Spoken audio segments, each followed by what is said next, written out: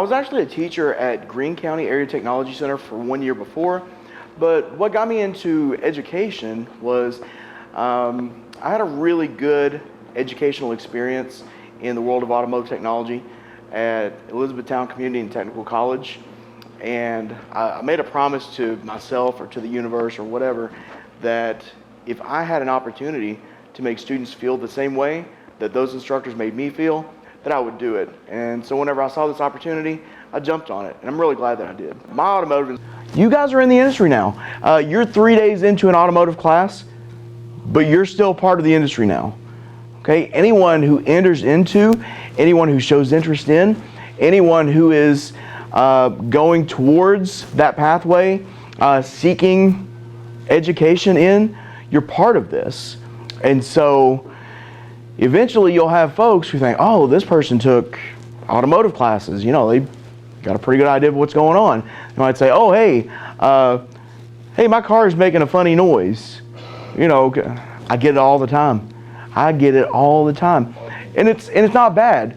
But if you're in the industry, you know, and you're good at it, and you polish the craft, and you know, iron sharpens iron, and you help each other and all that, and you know what's going on, then you'll never be out of work. My automotive instructors at ECTC, they were exceptional.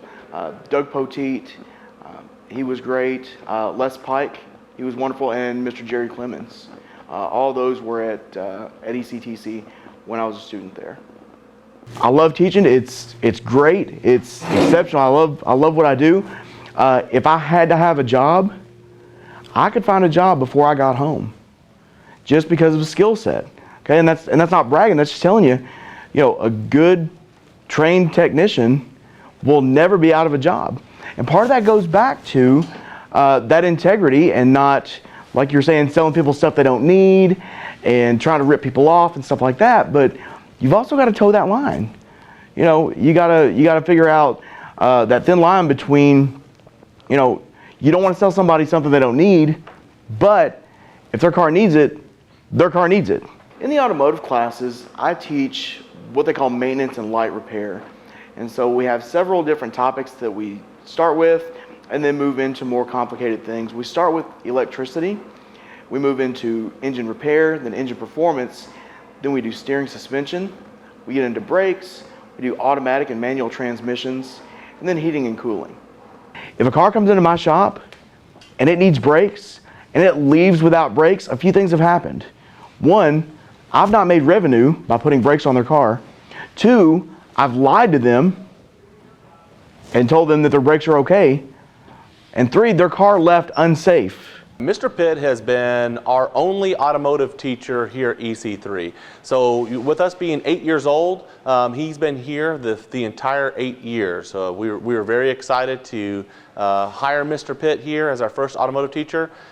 He came to us with some experience, obviously, in the field, but he actually was teaching at the Greene County Area Technology Center for 1 year prior to coming here to EC3. So that's a big part of what's going on in the Just Brakes thing that we were watching, that we'll finish up. The big part of that is one of the quotes that you all hated, okay, was what the guy say to what the technician say to the guy with his mom. I wouldn't let my mom drive that. He said, I wouldn't let my mom drive that. So why was that wrong? Why was it wrong?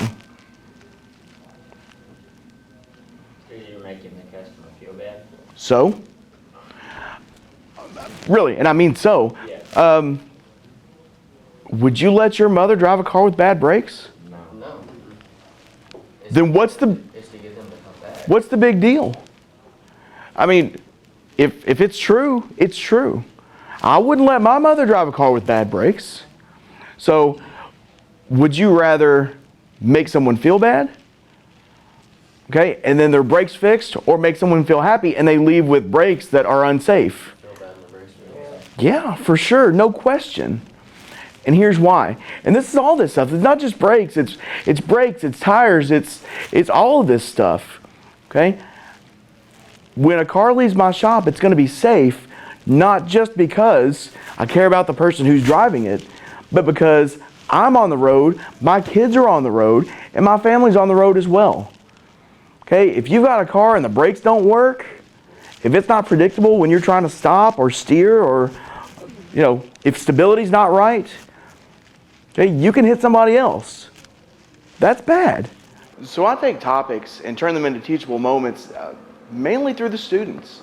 I get to know the students and I understand what kind of vehicles they have, what they like, what they don't like, what they've had trouble with, and so we build on that. Any car that comes in, and this is kind of like a precursor to all this other stuff that we're going to do, any car that comes in here, keep in mind, is going to be on the road with your family's car too. Okay? You may pull up to a red light next to it. We're in town all the time. Of course, I live here in town, and I see cars all the time. And I'll point them out to my kids and my wife and say, hey, we worked on that car. Hey, that's so-and-so. We did tires on their car. We did brakes on their car, whatever. Okay? And in the pathway, you'll do that too. You'll see that. You'll say, hey, I recognize that car. We did whatever. Steering rack on it. We did an alignment on this one. Okay? You don't want to say, hey, I did brakes on that car, and then the brakes on the car go out. Okay? It's not what you want. Your shoes get real tight. You know what I mean? Get you real uncomfortable. So Mr. Pitt's entire curriculum follows the state guidelines for the pathway of automotive, maintenance, and light repair. In a nutshell, that means that Mr. Pitt teaches automotive from the standpoint of everything underneath the hood, to include how the vehicle runs safely. The part that we stay away from would be the type of auto body work, painting and those types of things. So everything within his curriculum deals with anything that makes the vehicle operate in a safe manner. If you all, and I'll kind of lead towards closing with this, and then I'll take you out here and we'll look at some other stuff, but if you all who are willingly getting into the industry have thoughts of like, oh, they're trying to rip people off, or hey, they're trying to take more money, or they're trying to do work that doesn't be done, or whatever. If you all think that, what does the average person think? Oh, it's okay. No, they don't. They think, I'm not going to that guy. They say, I'm not taking my car in there. You know, the average person would rather go to the dentist than take their car to the shop. What? I mean, dentists are cool and necessary, and I get that, but my goodness, we're not drilling in people's bones in their mouth. We're just trying to fix their brakes, So that's kind of where we are. Upon leaving the automotive program at EC3, students can expect to enter entry-level technician jobs like oil changers, things like tire technicians, service advisors, parts professionals, at dealerships, or they could be at independent shops, or they could be at retail parts stores. There are lots and lots and lots of places that are hiring for skilled and even entry-level technicians. Think about, like a neighbor or an aunt or grandma or uncle or somebody like that. Maybe they don't know anything about cars. Maybe they never wanted to. Maybe they never had to. Okay? And so those folks are going to rely upon people like us, people like you, people who are getting into the industry. They trust you. They trust you with their lives because they have to. So it's a big deal. Okay? So the perception of the industry is that you're going to rip somebody off even before they show up. Okay? Oh, I'm going to go to the mechanic and give them $1,000 to do, $200 worth of work. That's the thought. I wanted to enter the automotive pathway because I've always been interested in learning how things work. And I figured, cars are an integral part of everybody's day. If I learn how to work on cars, I'll be pretty well set for the future. Whenever I was a technician and a service advisor too, I would always tell my customers, say, look, here's how it is. Of course, I'm transparent with them like I'm transparent with you. And I would tell them, look, if I wanted to get you one good time, I could. But if I did that, then you wouldn't come back, you'd be upset, and you'd tell all your friends, how bad you had it up here at the car lot. But if I take care of you, and I tell you exactly what you need, and I just take care of it in the right way, then you're going to come back. I'll make a little bit of revenue for doing honest work, you'll get your stuff done at an affordable rate, and you're going to tell people that you were happy, and then other people will come in.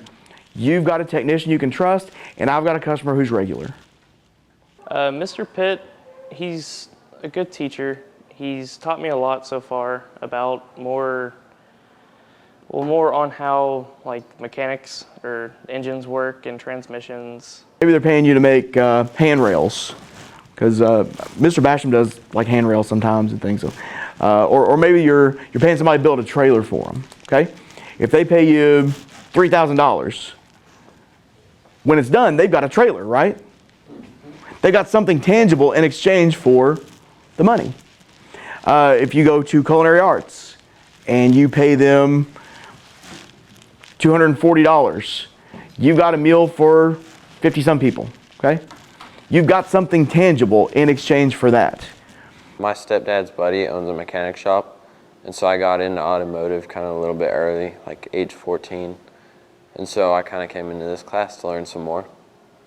If you come to the automotive pathway, if you come to the automotive industry, and you pay somebody $718, your car's not broke. We're not making it any better, we're just making it as good as it was when it was new.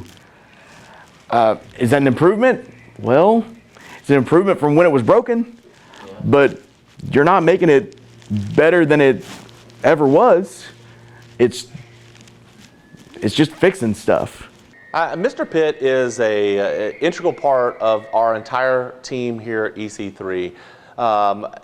Obviously, being the guy to go to with car issues, all of us here at EC3 are drivers. I mean, all of us as faculty. And so he's done numerous things above and beyond just being in the classroom to help us individually with our own little car issues.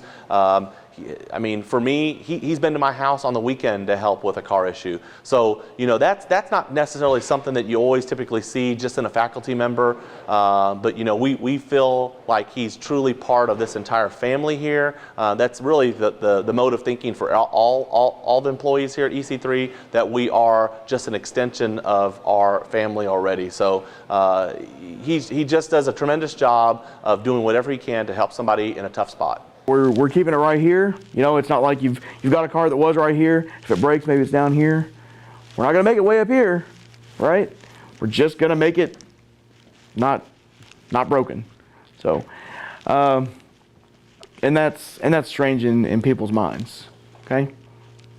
In the automotive pathway here at EC3, students can earn MLR, which is maintenance light repair, entry level ASE certification. They can also earn engine performance, electricity, engine repair, automatic and manual transmissions, brakes, steering, suspension, and heating and air conditioning, along with automotive service technology. Right now we've got the Chevelle in. That's one of the elephants in the room, right? So it's pretty cool. It's a 72 Chevelle. It's a 454 car. It belongs to Chef Ramsay in culinary. Actually a personal friend of mine, cool guy, think the world of him. But this is his car, so his wife bought it for him, and we brought it in, we put head gaskets on it, we're getting it back together. It's got a little bit of a fuel delivery issue, so that's what they've kind of been working on a little bit. So they put some of the shiny trinkets and stuff like that on it while it's going back together. New radiator, and just kind of trying to get this thing to run in driving mode, you know? We're gonna try our best to hit up the car show season next spring. Okay. Well, we think that the automotive pathway is a phenomenal pathway. Any student that eventually drives probably wants to have basic auto care things. I mean, it's going to be some of the aspects of just simply saving yourself money to also knowing some basics of your car. For instance, changing a flat tire. I am in the opinion of every single driver should know how to change a flat tire when stranded on the side of the road. Knowing how to change your oil, I think, is an essential routine maintenance procedure. You know, windshield wiper blades, those things. Now, obviously, I think that there are a great deal of students that love to know even more, from the aspect of using it as a potential career pathway, or just as someone that wants to be able to tinker on their own. Maybe they're the type of person that likes to get an old car and fix it up and get it operational again. Whatever your mode of thinking is for automotive, we think that we could probably have something that fits you in our program. We've got our 4 2-post lifts. Next to those, you'll notice that they've got exhaust hose drop downs. We've also got air drop downs and electricity. Okay, I've got our fan on. They actually started this thing and didn't have the fan on, and you're really supposed to. So turn that on just to kind of clear stuff out. Okay, these are our hand sinks. Okay, hand soap, paper towels, of course. Here's how they work. Step on that, and the water comes out. Okay? Even after I explain this, there are folks who come up and they do this. Right? Because we've been spoiled, right? By motion detector and stuff like that. Honestly, it's how personal he can get, and like how well he is with students, not just me, but with all of my classmates. I mean, he jokes around, he laughs. I mean, again, his teaching style is real personal. He likes to, he'll answer all your questions, stuff like that, and he's just a good guy. He knows what he's talking about, and I respect him a lot. Me and him and everybody else in the class all share the same bond and interest over cars with Mr. Pitt. So it's pretty, I enjoy coming here. It's just all day at North Hardin, going through math, science, all that doesn't interest me. But the moment I come here, my day becomes 10 times better. He's actually a really good teacher. Mr. Pitt's amazing. Definitely a great teacher to have for sure. His humor, that's definitely, love Mr. Pitt and his humor. That's definitely a great thing to say. You've probably seen one of these. Okay, has anybody ever used one? We use them. We use them. Sometimes you get stuff in your eye. You're supposed to wear safety glasses when you're out here doing work in the shop, but sometimes stuff gets behind them. Sometimes stuff gets in your eye. If you need to use the eye wash station, okay, this paddle right here, I'll go on this side so you can see. You push on that. Don't worry about taking these off. The water pressure will do that. Okay, so you hit that, and that's how it works. Okay, and then the water just runs out down through here. Okay. He's had multiple visitors come in, people from Ford and Nissan and stuff like that. He's had them come in and talk to us about different career opportunities, as well as a couple of people from Lincoln Tech and different automotive colleges and that pathway and stuff like that have come in and talked to us. As far as what he teaches in the classroom, he teaches a lot of what we'll actually be seeing in a shop. So any problems that we'll have, he makes things a little bit challenging for us. He definitely doesn't make things easy, the things that he brings into the shop. He guides me personally by making it more hands-on learning and like entertaining, because I have a hard time, you throw a book down in front of me, I'm not going to learn that way. But Mr. Pitt has always made it to where it's hands-on, and you can do it as he's explaining it, so you memorize it better. So some of the things that he does to kind of like show us through it is he shows us like presentations, or he has like diagrams or like actual like figures of stuff that we have that he'll show us, like he has an alternator with the hole in it in the top, and he'll show us everything inside of it and what it does, or he'll take us out to the shop and he'll sit there and have us run tests on like the alternator, battery stuff. Yeah, everything this is equipped with works. Yeah, nothing's a placebo. Mirrors work and everything. Whoa. So, but anyway, so yeah, brakes work, turn signals work, headlights work. There you go. So, just like a real car. Okay, it's like the Pinocchio car. It's a real boy. It's like that. So. Got the Bluetooth doors and everything. They So. come up from under. Yeah, Bluetooth doors. Yeah. All right. Any other questions? Any questions about the shop? Any questions about this? Anything? Oh, we got a tool room. So I got a tool room over there. We got some boxes in there. So you got like, we got toolboxes dedicated to like electricity. We've got a toolbox dedicated to brake work. So if you're doing a specific task, you'll know that you can go there and look for that stuff. My favorite things to teach are electricity and engine performance. And we're in engine performance right now in the class that I'm in. And that's really where a bunch of greasy parts turn into an engine. That's where things go from just a bunch of parts that may interact with one another to a living, breathing machine. And to see students who don't know how that stuff works, see all the systems working together, and then finally understanding how an engine works, that's worth it. That's worth everything. Yeah, that's what I'm saying. It's a magnet. Would Yeah. that not shock? But it's shock not that high a voltage. Ah, so now we're getting into yesterday's conversation. Yeah. Primary and secondary. Primary and secondary. See, we brought it all the way back around. Will the primary ignition system shock you? No. Secondary one. The secondary. Oh, that's the Yeah. one. Yeah, don't. That's the one you need to touch. Yeah, don't put your tongue to this thing. Okay. You know. So, Primary. Anyway. Secondary. all right. Hey, what I'll do? Listen, I've got a few more.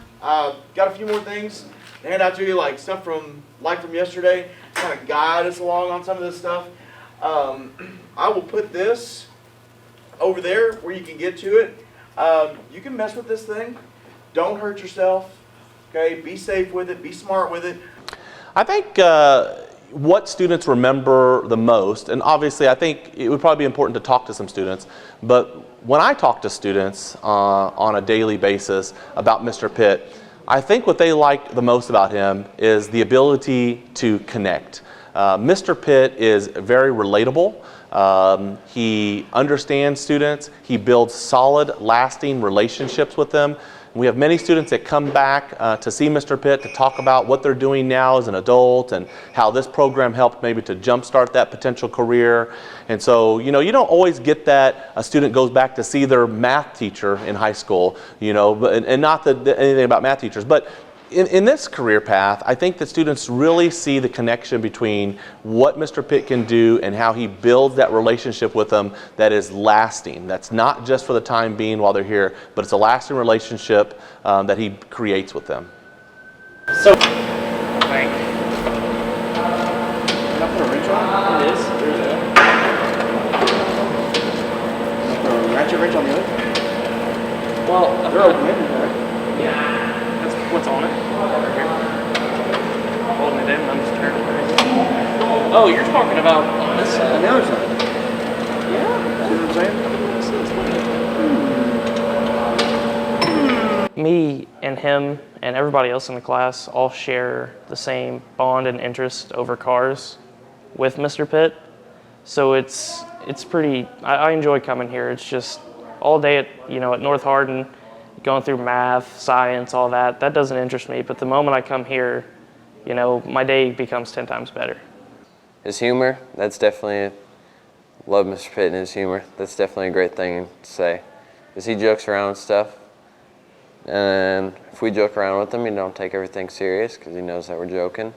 And at times we do have to be serious, which is great because he knows that. Honestly, it's how personal he can get and like how well he is with students, not just me, but with all of my classmates. I mean, he jokes around, he laughs. I mean, again, his teaching style is real personal. He likes to, he'll answer all your questions, stuff like that. And he's just a good guy. He knows what he's talking about, and I respect him a lot. Yeah, it's not helping us. So what we're probably going to need to do, because this won't go up anymore. See, because it's all the way up. So I just don't understand why the bolt that we just put in itself is able to flex like it is whenever it moves. In fact, the holes are bigger. So the automotive program, we do a lot of project-based learning, and we have long-term projects. We have a 72 Chevelle that Chef Ramsey from Culinary Arts, it belongs to him, and we've been working diligently on that, trying to get it together and roadworthy for him. I've got a social media darling Corvette that I've been working on a little bit. Students are in on that, and actually we're going to be working a little bit with the nonprofit organization JT's Way on a Camaro that we're going to sell at a gala at an auction, actually here at EC3 on April 30th. And JT Wigglesworth, he was an automotive student, and he was killed in a car accident about 2 years ago.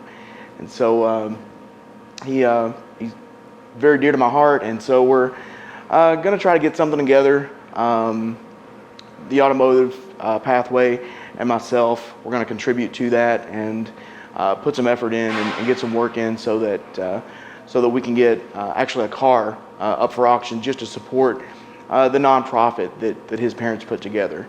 And the nonprofit, it supports parents and families who've lost children. The engine's lean. Just put it on each one of the wheels and lift it up. Is that safe though? Yeah, it's not going anywhere. True. That's easier to manage.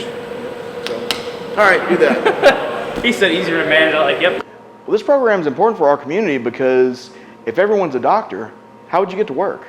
We need folks to turn broke cars into fixed cars, and that's what we're working on. We're turning students into taxpayers, and we're turning them into skilled technicians.